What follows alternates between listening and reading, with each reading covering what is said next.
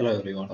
இந்த வீடியோல என்ன பத்தி பார்க்க போறோம்னு சொன்னா, உங்களுக்கு எல்லாருக்குமே தெரிஞ்சிருக்கும். இந்த ரீசன்ட் வீடியோவா இல்ல பழைய வீடியோவா, பட் அதுல சில விஷயங்களை டீகோட் பண்ணணும்னு விரும்புறேன். So, முதலாவது பாத்தீங்கன்னு சொன்னா, இவ வந்து அந்த டெலிவரி போயே கூடாம அவனோட கூடாத ஆளுன்றத போலீஸ்கிட்ட காட்ட போறாவா வந்து இவ வீடியோ எடுக்கிறா. ஸோ நீங்க அந்த வீடியோ பார்த்திருந்தீங்கன்னா பொடியனை பார்த்தா அப்படி தெரியல. ஓகேங்களா? ஆனா இவ கதைக்கிற வார்த்தைகள் ஒரு ஒரு பொம்பளை கதைக்க கூடாத காரணம் என்னன்னு சொன்னா, ஒரு பொம்பளைக்கு முதலாவது பொறுமை இருக்கணும்னு சொல்லுவாங்க. சோ இவ ஒரு பொம்பளையா பாத்தீங்கன்னு சொன்னா இவ அந்த இடத்துல பொம்பளை மாதிரி இல்ல. அரைச்ச வார்த்தைகள் நான் சில வார்த்தைகள் சொல்லல. அது அழிஞ்சு போவா, ஆக்சிடென்ட்லெஸ் ஆகுவா, கால் விளங்கா போவா, உண்ட அம்மா உண்ட தங்கச்சி அக்கா டெலிவரி போய் உனக்கு திமிரி போகணுமா, பொம்பளையோட கதைக்க தெரியாதா, பாக்குற நான் இனி உன்னைய டெலிவரி போய் நீ எங்கடா உனக்கு யூனிஃபார்ம், இப்ப நீ யூனிஃபார்ம் இல்லாம வருவா, உனக்கு கேர்ள்ஸோட கதைக்க தெரியாதா. அப்பா முடியல.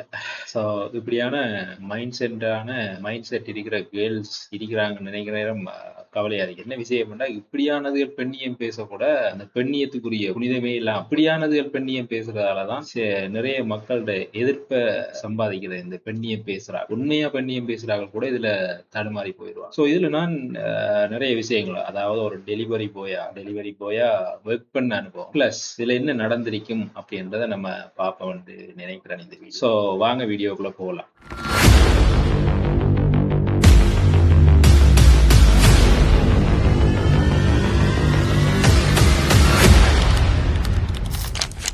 ஸோ முதலாவது பார்த்தீங்கன்னு சொன்னா, நீங்க ஜொமேட்டோவோ ஊபரோ பிக்மி டெலிவரி அப்படின்னு சொல்லி பார்த்தீங்கன்னா ரெண்டு விதமான பிரிக்குது. ஒன்று டெலிவரி நீங்க நார்மலா நீங்க யூஸ் பண்றது போறதுக்கு, அல்லது டிரைவர் செகண்டரிக்கு ரெண்டு விதமான. ஸோ நீங்க இதுல ஃபுட் டெலிவரி பண்ண போறீங்கன்னு சொன்னா, பிளஸ் அந்த ஃபுட் டெலிவரிக்குரிய லக்கேஜ் மாதிரி, அதாவது அந்த ஃபுட்ஸை வச்சு கொண்டு வரதுக்குரிய நீங்க பார்த்துருப்பீங்க அந்த பெண்ணுக்கு ஒரு பெரிய பாக்ஸ் அவங்க அடிச்சிருப்பாங்க, கொண்டு தெரிவாங்க இதுல ஃபுட் கொண்டு வரலாம். ஸோ இதுல ரெண்டு விதமான டெலிவரி பண்ணலாம். ஒன்று பார்சல், இன்னொன்று ஃபுட். ஸோ ஃபுட் நீங்க டெலிவரி பண்ண போறீங்கன்னு சொன்னா இதுல ரெண்டு விதம் இருக்குது. ஒன்று நீங்க முதலாவது எடுக்கிற ஆர்டரை பிக்கப் பண்ணி ட்ராப் அப் பண்ணணும், அல்லது நீங்க கண்டினியூஸா நீங்க ஆர்டர்ஸ் எடுக்கிறது, அதாவது நீங்க வார ஆர்டர்ஸ் எல்லாத்தையும் நீங்க அலோவ் பண்ணி அக்செப்ட் பண்ணிட்டு திரும்பி நீங்க ஓகே ஒரு 5 ஆர்டர் எடுத்துட்டோம்னு சொன்னா திரும்பி அந்த ஆர்டர் 5 எடுத்ததுக்கு பிறகு அந்த 5 ஆர்டரையும் நீங்க கலெக்ட் பண்ணி 1 by 1 டெலிவரி பண்றது. ஸோ நீங்க ஆர்டர் பண்ணதுக்கு பிறகு யோசிச்சு பாருங்க, குறைஞ்சது ஒரு மணி நேரம் 1.5 மணி நேரம் எடுக்கும் ஒரு டெலிவரி வந்து சேர. சில நேரங்கள்ல அப்படி லோட் ஆகி கொண்டே இருக்கு. நீங்க ஊபர் பிக்மில ஆர்டர் பண்ணியிருந்தீங்கன்னு சொன்னா நான் சொல்ற அனுபவம் உங்களுக்கு விளங்கும். ஸோ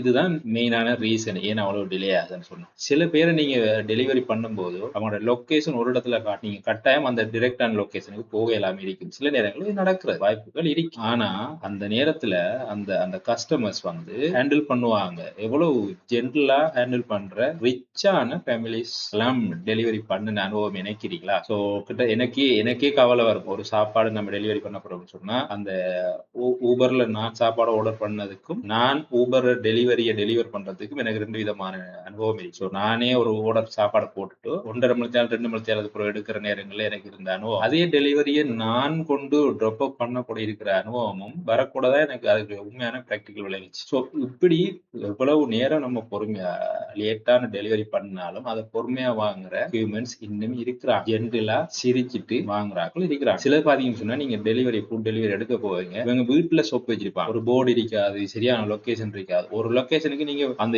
ஏரியாவே சுத்தினாலும் சுத்துவீங்க. அப்படியான டெலிவரி அனுபவம் எல்லாம் இருக்கு. ஆனா ஒரு பொடியன் வாரான், அவன் டெலிவரி பண்றான், அல்லது வேற லொகேஷன் காட்டுது, அது காட்டும் கூகுள் மேப்பையும் இதையும் நீங்க ஃபுல்லா நம்பவே இயலாது. இதெல்லாம் உண்மையான அனுபவத்துல இருந்து. ஸோ நீங்க கட்டாயம் அந்த டெலிவரி டிலே ஆகலாம், வேற லொகேஷன் போகும், திரும்பி அவங்க கால் பண்ணுவாங்க. திரும்பி இதுல பாத்தீங்கன்னு சொன்னா இப்ப ஆண்ட்ராய்டு நீங்க யூஸ் பண்ணீங்கன்னு சொன்னா கால் பண்ணா லொகேஷன் தெரியாது. இப்படி பல விஷயங்கள் இருக்குது இந்த டெலிவரி. அப்ப நம்ம ஒருத்தனுக்கு டெலிவரி கொடுத்து நமக்கு வருதுண்டா எவ்வளவு பொறுமையா இருப்போம். அதுவும் பொம்புல பக்கத்துல ஹஸ்பண்ட் இருக்கிறாரு போல தெரியல. இப்படியானாங்களுக்கு திருத்த இயலுமானு கேட்டீங்கன்னு சொன்னா நோ, அப்படியே அக்செப்ட் பண்ணிட்டு போக வேண்டியதுதான். அதுல இன்னொரு விஷயம் இருக்குது. இப்ப நீங்க டெலிவரி அதாவது நீங்க ஆட்களை ஏத்துறீங்கன்னு சொன்னா சில நேரங்கள்ல அவங்க ஃபர்ஸ்டாவே உங்களுக்கு பேங்க் டிரான்ஸ்ஃபர் பண்ணிடுவாங்க, கார்டு பேமெண்ட் பண்ணிடுவாங்க. சில நேரங்கள்ல இப்ப நீங்க ஒரு ஆளை கூப்பிடுறீங்கன்னு சொன்னா ஒரு டெலிவரிக்குன்னா அவர் வந்தோடனே கேஷா கார்டான்னு சொல்லி கார்டுண்டா சில நேரங்கள்ல கேன்சல் பண்ணிட்டு போயிடுவாங்க. இதுக்கு காரணம் என்னன்னு சொன்னா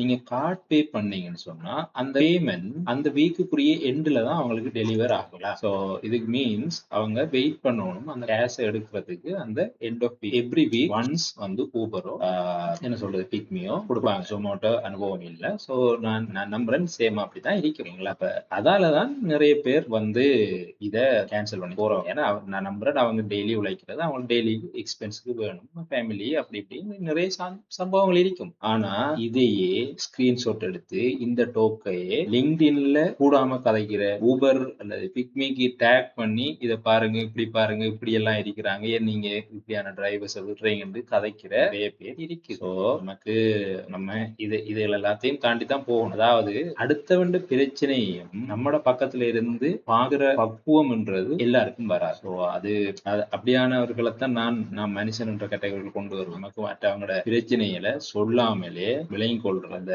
அடுத்தவர்கள்ட துன்பத்தை ஒருத்தர் சொல்லாமலே உணர்ந்து கொள்றன்றது ஒரு மேன்மை தங்கிய மனித இயல்புன்னு நான் சொல்றேன். அது எல்லாட்டையும் இருக்காது. ஸோ இப்படியான மனிதர்களை நம்ம பார்க்கணும்.